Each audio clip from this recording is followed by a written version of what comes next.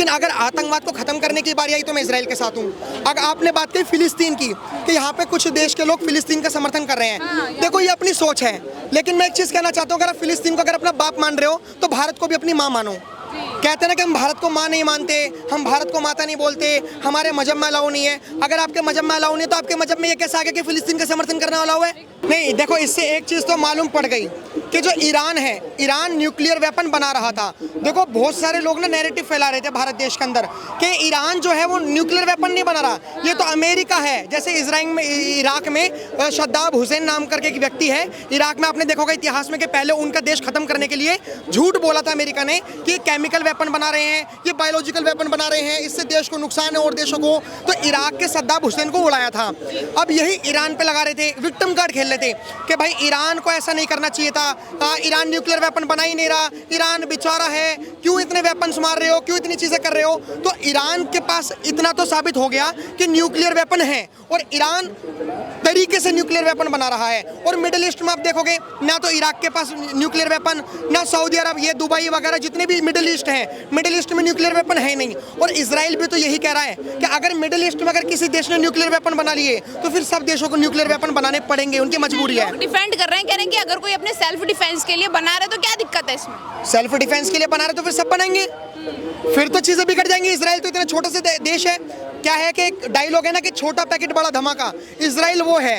और इजराइल मात्र 1 करोड़ की भी पॉपुलेशन नहीं रखता, 99 लाख इजराइली हैं, यहूदी हैं। तब भी आप देखोगे कितनी इस्लामिक कंट्री जो रेडिकलाइज्ड हैं। सऊदी अरब नहीं है, दुबई नहीं है, यूएई नहीं है, इतनी पढ़ी लिखी मुस्लिम कंट्री है, वो तक फिलिस्तीन के ईरान के साथ नहीं आ रही। हालांकि पाकिस्तान देखो कुत्ते जैसा तो इसका नक्शा है पाकिस्तान का। और ये जो आपने देखोगा आशिद मुनीर, इतना पलटू, इतना दोगला, हमारे नीतीश चाचा को फेल कर दिया, डोनाल्ड ट्रंप को फेल कर दिया। ईरान के पास गए फ्री की चाय तोड़ने के लिए कि न्यूक्लियर वेपन देंगे। इतने में आशिद मुनीर कह रहा है कि डोनाल्ड ट्रंप को तो नोबेल पुरस्कार मिलना चाहिए, नोबेल पीस पुरस्कार मिलना चाहिए। तो सच्चे में जो पाकिस्तान का मैप है कुत्ते वाला, कुत्तों से भी कई गुना, कुत्ता तो फिर भी वफादार होता है, लेकिन पाकिस्तान की जो आर्मी है वो कितनी गई गुजरी है ये अब पता लग गया। अच्छा आकाश जी, जैसे अमेरिका खुला समर्थन कर रहा है इजराइल का, अगर बाकी मुस्लिम कंट्रीज भी ईरान के समर्थन में आ जाए तो नहीं आएगी, बिल्कुल नहीं आएगी। ये सिर्फ भारत देश में है कि जातिवाद जातिवाद जातिवाद, लेकिन अगर वर्ल्ड के तौर पर देखोगे ग्लोबल पॉलिटिक्स के थ्रू तो वहाँ पे भी जातियाँ चलती हैं। हिंदू तो भारत देश में है, लेकिन मुस्लिम तो पूरी दुनिया में है, लेकिन वहाँ पे भी जातियाँ चलती हैं। कौन सी जातियाँ? सिया, सुन्नी। ईरान जो है वो सिया बहुल्य क्षेत्र है। आपने कभी करबला का मैदान देखा होगा, करबला का मैदान इनका जो इतिहास है। तो पाकिस्तान तो सिया को मारता है अपने देश के अंदर, इराक तो ईरान से लड़ता है क्योंकि वो सिया देश है। तो ओवरऑल कोई देश नहीं आएगा। सऊदी अरब भी सुन्नी देश है, मक्का मदीना जहाँ से इस्लाम मतलब पैगंबर मोहम्मद साहब की जो वो बनी है, तो वो भी एक सुन्नी देश है। तो वो ईरान के साथ बिल्कुल भी नहीं आएगा। ये बहुत सोचने वाली बात है। जितना बेवकूफ़ बनाना था ईरान ने बना लिया। ईरान के पास न्यूक्लियर वेपन है और जिस आइडियोलॉजी के, आप जैसे मान के चलो हम यूनाइटेड नेशन में हैं, लेकिन हम G7 में नहीं थे, मोदी जी गए। हम G7 मानने के लिए रूल्स को फॉलो करेंगे। मिडिल ईस्ट के जब रूल्स बन चुके हैं कि कोई भी न्यूक्लियर वेपन नहीं रखेगा, तो ईरान क्यों बना रहा है न्यूक्लियर वेपन? सवाल इस बात पे। और खाली ईरान जब न्यूक्लियर वेपन आ जाएगा तो मैं आपको बता रहा हूँ कि अगर ईरान के पास आ गया तो वो हर देशों पर हमला करेगा, क्योंकि वो रेडिकलाइज्ड है। हमारा भारत देश सेक्युलर है, हमारा भारत देश मतलब अपनी सनातन संस्कृति पर चलता है, अपनी परंपराओं पर चलता है। तो वो पीस की बात करता है, वो डिप्लोमेसी की बात करता है, वो डायलॉग्स की बात करता है, वो शांति की बात करता है। वो कहता है कि हम युद्ध की धरती नहीं, हम बुद्ध की धरती हैं। लेकिन जो ईरान है वो पूरा रेडिकलाइज्ड है। उसने महिलाओं की आज़ादी छीन रखी है, उनके पे हिजाब थोप रखा है, बुर्का थोप रखा है। चलो मैं तो नॉन मुस्लिम हूँ, मेरे को तो लोग कहेंगे तुम क्यों बोल रहे हो। वहाँ की महिलाएं प्रोटेस्ट कर रही हैं, नंगे होकर अपना ब्रिस्ट दिखा रही हैं और इस तरीके से प्रोटेस्ट कर रही हैं। तो ये खैमेनी नाम का जो वहाँ पे जो प्रधानमंत्री है खैमेनी, वो खैमेनी ही रेडिकलाइज्ड है और खैमेनी को मरना होगा। अच्छा आकाश जी, अगर मैं इंडियन पॉलिटिशियंस की बात करूँ, अभी तक जंग चल रही थी, कोई भी पॉलिटिशियन खुले तौर पर समर्थन में नहीं आ रहा है, लेकिन ओवैसी जी का बहुत बड़ा बयान सामने है। ओवैसी जी कह रहे हैं कि कुछ ही सालों में, लगभग 5 साल के अंदर जो ईरान जो है वो एटॉमिक पावर बन जाएगा। हाँ बिल्कुल बन जाए। देखो एक चीज़ मैं मानता हूँ, इजराइल से हमारे भारत देश के लोगों को और नेताओं को सीखना चाहिए। यार इजराइल का विपक्ष तो इजराइल के साथ खड़ा हुआ है, हमारे देश का विपक्ष ऑपरेशन सिंदूर हुआ, अजय ये तो फेल हुआ। मतलब मोदी की सरकार में हुआ तो फेल हो गया, पास हो गया। अरे भाई सरकार किसी की भी हो, हमारा जब देश की बात आएगी तो हमें एक होना चाहिए, फिर वो अलग अलग जातियों, अलग अलग धर्मों, मजहबों और अलग अलग सरकारें हों। यार मैं तो हैरान हूँ कि आप जो जर्नलिज्म जो कर रहे हो, जर्नलिस्ट जो हो आप, उनके पत्रकारों के हाथ में भी हथियार हैं। हमें सीखना चाहिए कि हमारे देश में अग्निवीर क्यों लागू हुई।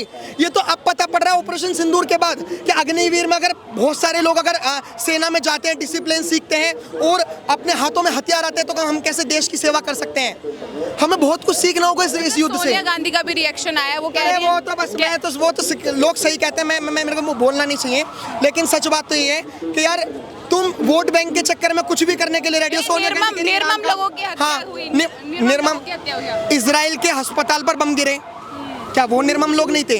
7 अक्टूबर 2023 जब 250 लोग एक पार्टी कर रहे थे, उनका एक ओकेशन है, वो फेस्टिवल मनाते हैं कोई 7 अक्टूबर को, वहां पर मिसाइलें गिरी, हमास ने 2000 मिसाइल एक साथ डाली। अरे अगर तुम्हें नॉर्मल अगर बातचीत से अगर ऐसे युद्ध लड़ना होता 100 मिसाइल मार देते, 150 मिसाइल मार देते, 2000 मिसाइल तुम इतने छोटे से देश पर मार रहे हो और वहाँ पे लोग मर रहे हैं, तुम उनको उठाकर उनका बलात्कार करवा रहे हो। वहाँ की महिलाओं का बलात्कार हुआ है, महिलाओं को डैम में डाला गया है, नीचे जमीनों के अंदर बंकर में बंद करा गया है। ये तो भाई साहब बेंजामिन नेतन्याहू जो इसराइल का प्रधानमंत्री है, उसमें इतनी पावर है कि वो अपने लोगों को होस्टिंग को छुड़ा के लाया। लेकिन भारत के स्पेशल समुदाय के लोग फिलिस्तीन के लिए, ईरान के लिए इतना संवेदनशील और इतने सॉफ्ट कॉर्नर क्यों रखते हैं? इसके पीछे क्या खास वजह दिखती है? देखिए मैं ये मानता हूँ कि अगर कोई फिलिस्तीन का समर्थन कर रहा है, वो अपनी तरफ से कर रहा है ना। तो मैं आपको बता रहा हूँ, अगर इसराइल फिलिस्तीन में चुना जाए तो मैं इसराइल के साथ हूँ, अगर इसराइल और ईरान में चुना जाए तो मैं न्यूट्रल हूँ। क्योंकि ईरान, हम सच्ची में सच बात है, देखो मेक इन इंडिया अभी पूरी तरीके से इस्टेब्लिश नहीं हुआ, हम आत्मनिर्भर अभी नहीं हुए। अगर उसने पारस की खाड़ी बंद कर दी, ईरान के बराबर में जो नदी बहती है, तो हमारा तेल, बहुत सारी चीज़ें महंगी हो जाएंगी, पूरे विश्व को फर्क पड़ेगा। तो इसलिए मैं अभी न्यूट्रल हूँ। लेकिन अगर आतंकवाद को खत्म करने की बारी आई तो मैं इसराइल के साथ हूँ। अगर आपने बात की फिलिस्तीन की कि यहाँ पे कुछ देश के लोग फिलिस्तीन का समर्थन कर रहे हैं, देखो ये अपनी सोच है, लेकिन मैं एक चीज़ कहना चाहता हूँ, अगर आप फिलिस्तीन को अगर अपना बाप मान रहे हो तो भारत को भी अपनी माँ मानो। कहते हैं ना कि हम भारत को माँ नहीं मानते, हम भारत को माता नहीं बोलते, हमारे मजहब में अलाउ नहीं है। अगर आपके मजहब में अलाउ नहीं है तो आपके मजहब में ये कैसे आ गया कि फिलिस्तीन का समर्थन करना अलाउ है?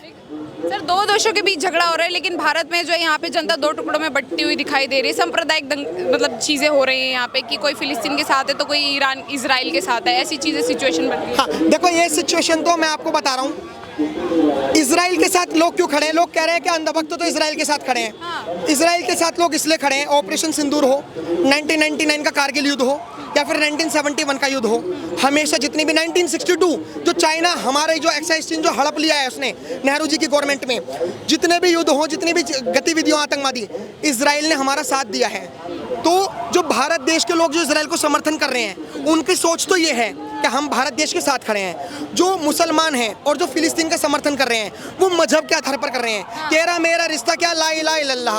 और मैं तो यहाँ पे क्वेश्चन एक मार्क कर रहा हूँ कि अगर वो तेरा मेरा रिश्ता क्या, ला इलाहा इल्लल्लाह के वजह से अगर फिलिस्तीन का समर्थन कर रहे हैं, तो क्या आने वाले फ्यूचर में वो पाकिस्तान का भी समर्थन करेंगे? क्योंकि मुसलमान तो वहाँ पे भी हैं। क्या बांग्लादेश का भी समर्थन करेंगे? क्योंकि मुसलमान तो वहाँ पे भी हैं। अगर सिर्फ मजहब की वजह से देखा जा रहा है ये तो। और बात रही कि हम तो भाई साहब अपने जो मस्जिद है जेरूसलम, हम उसके लिए लड़ रहे हैं। यहूदी भी कह रहे हैं कि जेरूसलम हमारा है, क्रिश्चियन भी कह रहे हैं जेरूसलम हमारा है। तो मैं एक क्वेश्चन मार्क और रेस करता हूँ, जब मंदिर की बात आती है भारत देश में कि राम मंदिर बनना चाहिए, अरे भाई ये तो इतने बड़े अंधभक्त हैं, मंदिर मस्जिद मंदिर मंदिर मंदिर मंदिर मंदिर क्या इनको खाने को देगा?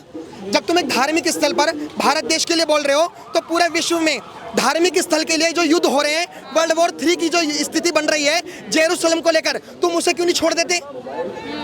वहाँ पे क्यों नहीं कह रहे हो कि जेरूसलम में मंदिर, वो अस्पताल बनने चाहिए, स्कूल बनने चाहिए? अरे इस्लाम के लिए बनाओ, क्रिश्चियनिटी के लिए बनाओ, यहूदियों के लिए बनाओ। तुम एक धार्मिक स्थल के लिए तो वहाँ पर पूरे विश्व में युद्ध लड़ रहे हो, और जब भारत देश में राम जन्मभूमि की बात आती है, कृष्ण जन्मभूमि की बात आती है, या फिर ज्ञानवापी की बात आती है, तब तुम सेक्युलर बन जाते हो। फिलिस्तीन की लड़ाई हो क्यों रही है ओवरऑल? सिर्फ एक ही वजह से, वो धार्मिक स्थल जेरूसलम, वो एक छोटा सा पार्ट, उसी की वजह से तो लड़ाई हो रही है। सर, मुसलमान कह रहे हैं ऐसे कैसे दे दे, हम हमारा इतना पौराणिक है, वो स्थल इतनी सदियों से है, ऐसे कैसे दे दे हम किसी को? तो मैं तो ये मानता हूँ कि अगर वो ये बात कह रहे हैं तो उन्हें बात फिर हर चीज़ में इम्प्लीमेंट करनी चाहिए। अगर वो अपने धार्मिक स्थल को ऐसे नहीं छोड़ सकते, तो फिर यहाँ के जो हिंदू हैं वो क्यों छोड़ेंगे? वो क्यों छोड़ेंगे? वो फिर कृष्ण जन्मभूमि भी लेंगे, ज्ञानवापी भी लेंगे, हर तरीके की लेंगे। या तो आप जेरूसलम छोड़ दो, या जेरूसलम छोड़ दो। इजराइल का समर्थन अभी भी बता रहा हूँ लोग इसलिए कर रहे हैं कि वो देश के लिए कर रहे हैं। जो फिलिस्तीन का समर्थन कर रहे हैं वो मजहब के लिए। मैं कह रहा हूँ अभी गारंटी के साथ, अगर अमेरिका अगर फिलिस्तीन के साथ खड़ा हो जाए, इजराइल छोटा सा है, देखो मिडिल ईस्ट में पावर बनाने के लिए अमेरिका ऐसा कर रहा है, इजराइल का साथ दे रहा है, उसे कब्जा करना है हर पूरे विश्व पर।